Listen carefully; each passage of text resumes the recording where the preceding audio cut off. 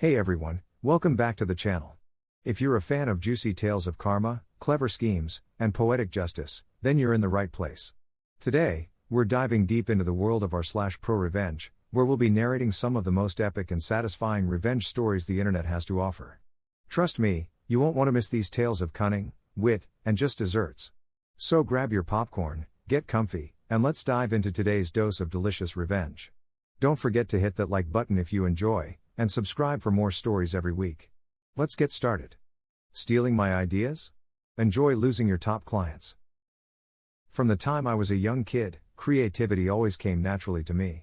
I loved sketching out designs, inventing new concepts, and bringing unique ideas to life. So, it was no surprise that by the time I was in my late 20s, I had started my own graphic design agency. The business, named Visions and Innovations, quickly became popular in our local area. Within a year, we were working with some of the biggest brands in the city.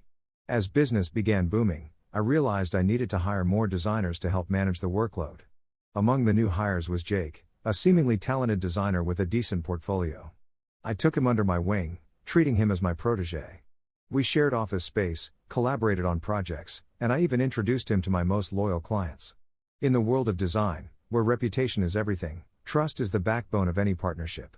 Jake and I worked closely together, bouncing ideas off each other and often brainstorming late into the night. As time passed, he began taking more responsibilities, meeting clients independently, and handling projects on his own. I was proud of his growth and saw him as the future of Visions and Innovations. However, a few months into our working relationship, I began noticing some discrepancies. Designs I had sketched and left on my desk would mysteriously disappear. Some of my personal files went missing. I even caught him a couple of times sneakily photographing my drafts with his phone. When confronted, Jake always had an innocent explanation, like needing inspiration or wanting to study my style to improve his own skills. I wanted to believe him, so I brushed my suspicions aside. Then came the shocker. One of my long-term clients casually mentioned how they loved the fresh design concepts Jake had been pitching to them, concepts that sounded eerily similar to the ones I had been working on but hadn't yet presented. This raised all sorts of red flags for me, but I decided to gather concrete evidence before taking any action. The last thing I wanted was to falsely accuse someone I considered almost family. But if my suspicions were true, I was ready to teach Jake a lesson he would never forget. The following weeks were spent playing detective. I decided to plant a fake project, a big client looking for innovative branding designs. I made mock calls in Jake's presence, leaving hints about how crucial this project was for the company. Every time we discussed it, I'd emphasize the uniqueness of the concept, planting the idea of its significance firmly in his mind. I sketched several distinctive designs for this made-up project and left them conspicuously around my workspace. To make the bait even more tempting, I feigned stress and confided in Jake about how this client was a game changer for us. They were, as I narrated, willing to sign a multi-year contract, ensuring the stability and growth of Visions and Innovations for years to come.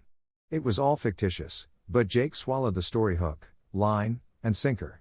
One evening, as I pretended to leave early due to a family emergency, I discreetly set up a camera in my office. If Jake was doing what I suspected, I'd have undeniable evidence. The next morning, as I reviewed the footage, my heart sank. There he was, rifling through my desk, taking detailed photos of the mock designs, and even copying some sketches verbatim. He made several calls afterward, presumably to some of my clients, trying to pitch his designs. Armed with the video evidence, I devised a meticulous plan. Without confronting Jake immediately, I approached my loyal clients who he had been in touch with and briefed them about the situation. I asked for their cooperation in what I was about to do next. Grateful for our years of partnership and equally outraged by Jake's deception, they readily agreed. One by one, they scheduled meetings with Jake, expressing their interest in his unique designs. Each client negotiated a substantial price, drawing him in further, with promises of big payouts. Jake, thinking he had hit the jackpot, was on top of the world. He began making lavish plans, flaunting his upcoming success to other co-workers, even going as far as to hint that he might start his own design agency soon. The culmination of my plan came when all the clients agreed to a joint presentation day, where Jake would officially showcase his designs and seal the deals. The venue was one of the most prestigious hotels in town, with a massive conference hall booked for the event. On the day of the presentation, Jake, dressed to impress and exuding confidence, began showcasing his designs. Midway through his pitch, I walked in, laptop in hand, and played the video footage for everyone present. The room went deadly silent. The expressions of the audience shifted from shock to anger, while Jake turned ghostly pale. He looked at me, betrayal and realization evident in his eyes. "What is this?" he stammered. "Just giving credit where it's due," I replied calmly. The fallout from that revelation was immediate and catastrophic for Jake. The clients present were major players in the industry. They voiced their indignation and disgust for his deception, with many vocalizing their intent to never work with him in any capacity. Word spread like wildfire in our tight-knit community about Jake's treachery, and his tarnished reputation was the talk of the town within hours. As for visions and innovations, the incident became a crucial turning point. We decided to take the moral high ground and announced that we were strengthening our ethics policy, placing an emphasis on integrity and authenticity. This move was well received by our existing clients, and surprisingly, even brought in new ones who admired our commitment to honest business practices. Jake was, of course, immediately terminated. But the storm didn't end for him there. The weeks that followed saw him frantically reaching out to other design agencies and freelance clients, trying to salvage his sinking career. However, the design community is small, and news of his deceitful antics had preceded him. Rejections piled up, doors were shut in his face, and opportunities dried up. I received a long, handwritten letter from Jake a month after the incident. In it, he expressed his deep remorse for his actions and the pain he had caused. He confessed that his ambitions had blinded him, leading him to compromise his values. While the letter was heartfelt, it was evident that the consequences of his choices had truly hit home. He admitted to seeking therapy to understand and rectify his behavior, and even mentioned contemplating a career change, feeling that he had burnt too many bridges in the design world. I responded to his letter, expressing my hope that he would genuinely learn and grow from this experience. While I couldn't forget what he did, I wanted him to know that everyone deserves a chance at redemption.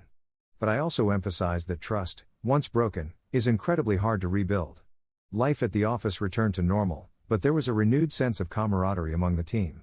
We'd faced a significant betrayal, but it had brought us closer. Regular team-building activities were instituted, workshops on ethics were held, and we found that the incident had fostered a new openness among us.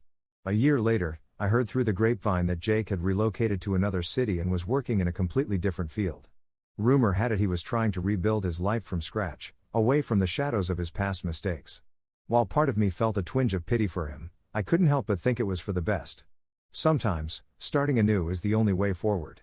In the end, this entire episode served as a sobering reminder of the importance of integrity in business and personal life. It's a lesson visions and innovations will never forget, and one that I hope Jake carries with him in his quest for redemption. Oh man, reading that story really took me on a roller coaster. At first, I was genuinely happy for the main character's success, but when Jake's shady moves started, I felt super uneasy. I couldn't believe he was betraying someone who trusted him so much.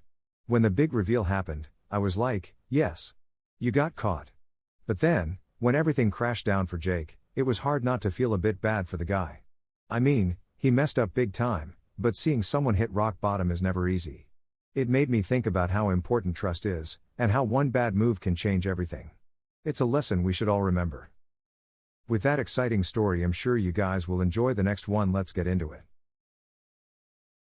Stealing my grandma's secret recipe? Time to taste your own medicine. I grew up in a close-knit family, with weekends at my grandmother's home being the absolute highlight of my young life. There was something special about her house, an old Victorian with creaky wooden floors and the scent of fresh roses from her backyard garden. But the most inviting aroma was always wafting from her kitchen. My grandma, or Nonna as I fondly called her, was an unparalleled cook. Born and raised in Sicily, she had carried the family's secret recipes across the ocean to America. Among her culinary treasures, one stood out, a traditional Sicilian cannoli, a dessert that was more than just food. It was a tale of our ancestors, a symbol of love and unity. These weren't ordinary cannolis, they were a blend of the finest ricotta, secret spices, and a hint of an ingredient that no one could ever put their finger on. I cherished my time learning the art of cooking beside her. By my teenage years, I'd become her sous chef of sorts, the only family member she'd ever trusted to assist her in making those cannolis. She'd always say, "It's not just about the ingredients, but the love you pour into it." One day, she whispered the secret ingredient into my ear, extracting a promise that I'd guard it with my life. As years passed, word about Nonna's cannolis spread, turning our quiet family gatherings into bustling community events. My enterprising aunt, Clara, saw a business opportunity. With Nonna's reluctant blessing, Clara started Sicilian Delights, a small bakery that featured our family's pride. The venture did remarkably well, with cannolis being the star attraction. Enter Rob, a charming businessman with keen interest in expanding local businesses. He was smooth and had a way with words, effortlessly weaving his way into our family's good graces. Clara, recently divorced and vulnerable, fell for him. It wasn't long before Rob began pushing the idea of franchising Sicilian Delights. Nana was skeptical, but Clara, starry-eyed and smitten, was on board. I was wary of Rob from the get-go. There was a slyness in his eyes that belied his suave exterior. When he began showing undue interest in the cannoli recipe, my alarm bells rang louder. Nana's secret was at stake, and I had vowed to protect it. One evening, after a particularly busy day at Sicilian Delights, Clara invited the family over to celebrate the store's first anniversary. As the champagne flowed and the laughter grew louder, Rob sidled up to me, feigning casual interest. "You know," he began, his voice dripping with faux admiration, "these cannolis really are something else. I've never tasted anything quite like them. You're quite the chef, aren't you?" I chuckled, trying to keep the conversation light. "It's all Nana's magic. I just follow her lead." He leaned in closer, his voice dropping to a conspiratorial whisper. "You know, with the right recipe, we could make this a global sensation. Think about it. Sicilian Delights in every major city around the world." I stiffened, sensing where this was going. "The recipe is a family secret, Rob. It's not for sale." He laughed, a touch too loudly, drawing a few glances from the family. "Everything has a price," he said, a hint of menace creeping into his voice. "You just have to figure out what yours is." The evening wore on, and as the clock neared midnight, Nana, tired from the day's excitement, announced her departure. As was our tradition, I went to help her to her car, ensuring she had all her belongings. As we stepped out, she handed me her purse to search for her car keys. That's when I noticed it, a tiny recording device, blinking away innocuously. My blood ran cold. Hurriedly, I handed her the keys and made an excuse to return to the house. I had to confirm my suspicions. I snuck into Rob's home office, where I'd seen him retreat to earlier. After what felt like hours, I found a similar device, along with detailed notes on the cannoli ingredients, save for the secret one. But what truly horrified me were the emails open on his computer.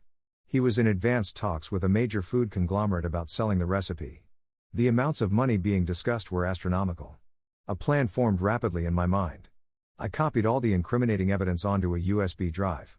On my way out, I couldn't resist swiping a bottle of his outrageously expensive scotch, a small but satisfying act of defiance. The following day, I confided in my tech-savvy cousin, Tony. Together, we hatched a plan to expose Rob, ensuring the information reached not just Clara, but every stakeholder he was negotiating with. We set up anonymous email accounts, sent the evidence to every concerned party, and even made an anonymous tip to a local investigative journalist who had a reputation for exposing shady deals. Rob was going to pay for thinking he could steal from our family, for underestimating the bond and love we shared. The stage was set for his dramatic downfall, and I was ready with a front row seat. The fallout was spectacular. By the following week, the story had exploded. The local investigative journalist who received our tip had connections at a prominent national news outlet, and soon, Rob's deceitful attempts at stealing and profiting from a treasured family secret were headline news. In the wake of the scandal, the food conglomerate he was negotiating with publicly cut all ties, condemning his deceitful practices. They went on to release a statement clarifying that they were unaware of Rob's duplicitous actions and had initiated the talks in good faith. This move further isolated Rob, painting him as the sole villain in the drama. Clara, heartbroken and betrayed, filed for divorce. The close-knit nature of our community meant Rob was shunned by nearly everyone. Friends, colleagues, even acquaintances from the local golf club, all turned their backs on him. His once thriving real estate business tanked as clients pulled out, not wanting to be associated with a man of such questionable character. Amidst all the chaos, Nana became a local hero. Reporters flocked to Sicilian Delights to hear the story of the legendary cannoli recipe, boosting our sales exponentially. People drove from towns and cities miles away just to taste the cannolis that were worth stealing. We even had a few franchise offers, but politely declined. Some things, after all, are sacred. As for Rob, his life spiraled downwards.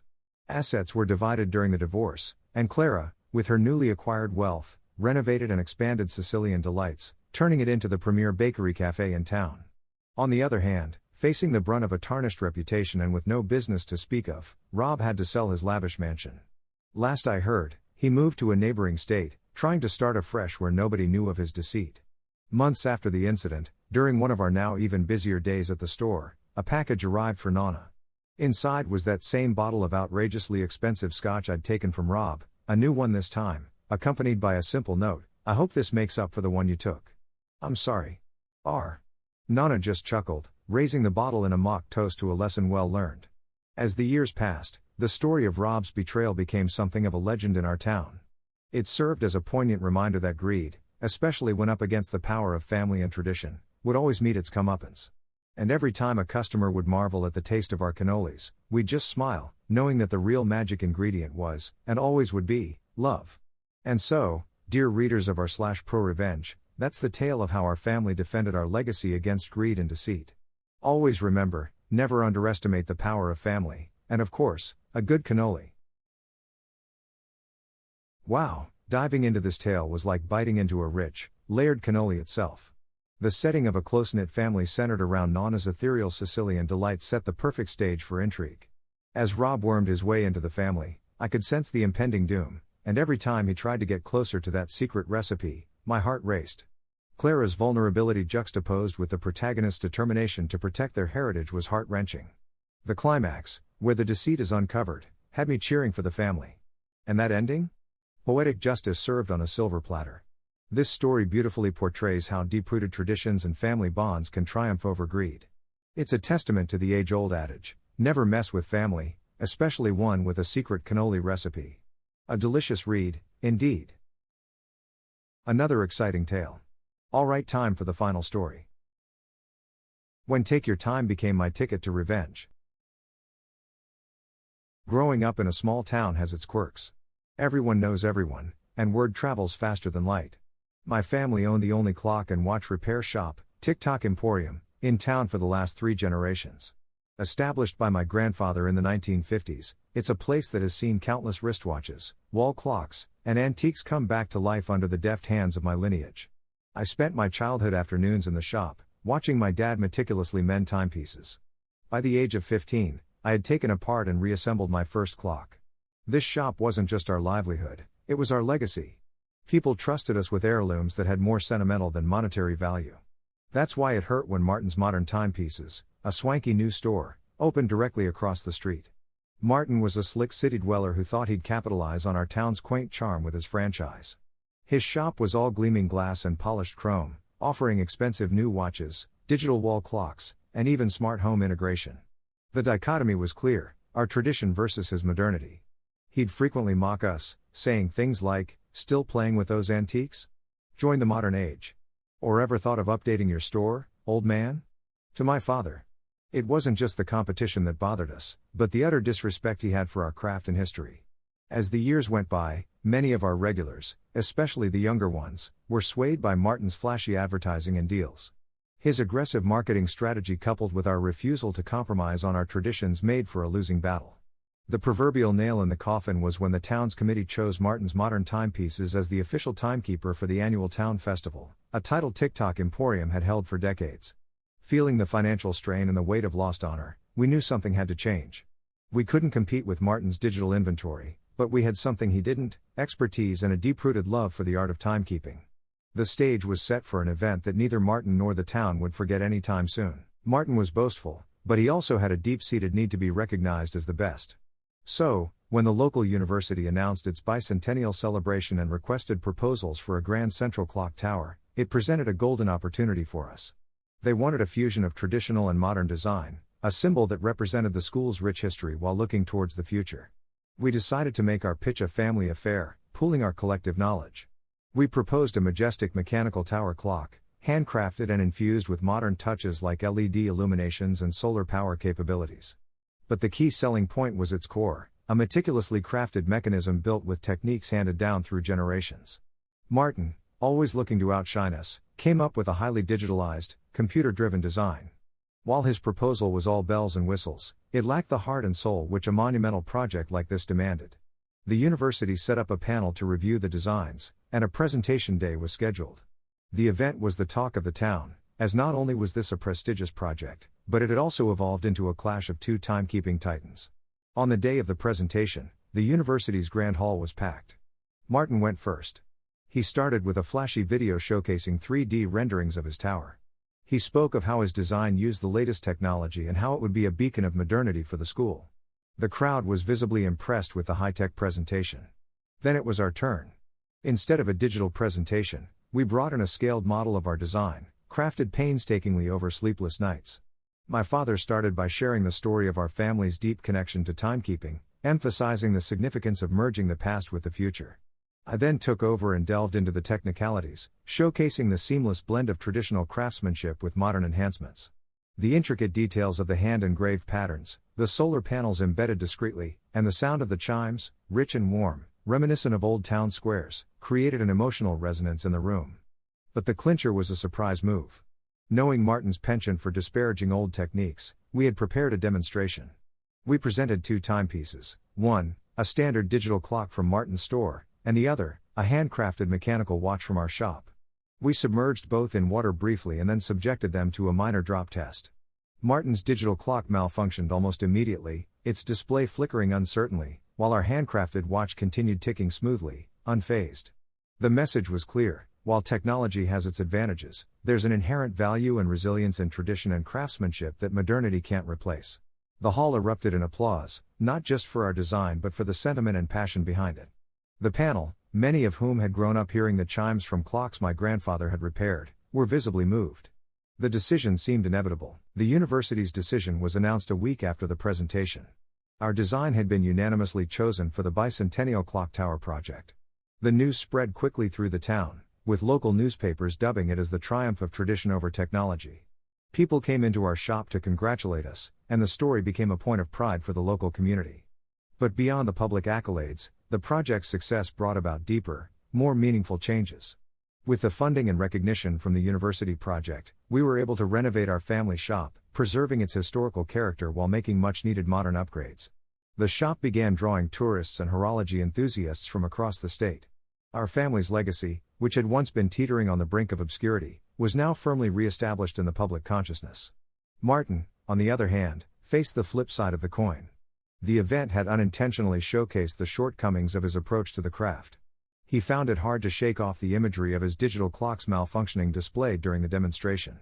The talk of the town soon shifted from his modern, flashy designs to questioning the quality and longevity of his products. Several patrons who had previously purchased clocks from his store started coming to us for repairs, citing issues with the digital mechanisms. In a twist of fate, about 6 months after our clock tower had been inaugurated, a minor electrical glitch at Martin's store resulted in a short circuit, damaging a significant portion of his inventory. It was a blow to his business, both financially and reputationally. Perhaps it was the weight of these successive setbacks, or perhaps it was a moment of introspection, but Martin's demeanor began to change. One chilly morning, just as winter was setting in, he walked into our shop. It was the first time he had stepped foot in there since our grandfather's funeral. There was an air of humility about him, a far cry from his usual brash self. He confessed that his pursuit of modernity had made him lose sight of the essence of our craft. In an unexpected move, he proposed a collaboration. He wanted to blend his understanding of modern technology with our time-honored techniques, hoping to create timepieces that were both state-of-the-art and soulful. Given our shared history and the lingering animosity, it was a difficult pill for us to swallow. But my father, always the bigger person, saw the potential and, more importantly, a chance for family reconciliation. The collaboration proved to be a game-changer. Our combined expertise led to the creation of unique, hybrid timepieces, capturing the best of both worlds. The joint venture revitalized both our stores, and the age-old rivalry transformed into a bond of mutual respect and cooperation. As for the clock tower, it stood tall at the university's heart, a testament to the beauty of combining tradition with innovation. Every hour, its chimes echoed across the campus, reminding everyone of the timeless values of craftsmanship, heritage, and unity. Alright, folks, that wraps up today's wild ride through our /prorevenge. I hope you enjoyed these tales of sweet justice as much as I did. If you have your own revenge stories or thoughts on today's episode, drop them in the comments below. I'd love to hear from you. And if you haven't already, hit that like button and subscribe to stay updated on more incredible stories coming your way. Remember, revenge might be best served cold, but our community here is always warm and welcoming. Thanks for tuning in, and I'll see you all in the next video.